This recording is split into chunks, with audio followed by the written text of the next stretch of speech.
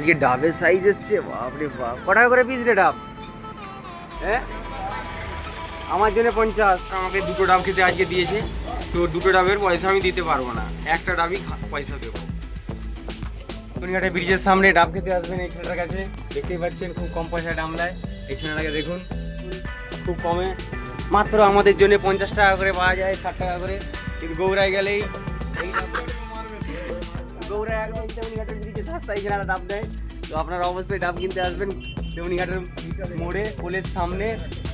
ডাবের সাইজ দেখতে পাচ্ছেন, একটু কেটে দেখাবে, জল বেরিয়ে যাবে ডাবের মধ্যে থেকে।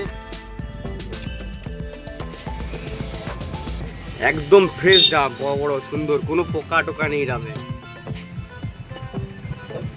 সোনামুখী, চন্দ্রমুখী, সবুজমুখী সব রকম ডাব পাবে।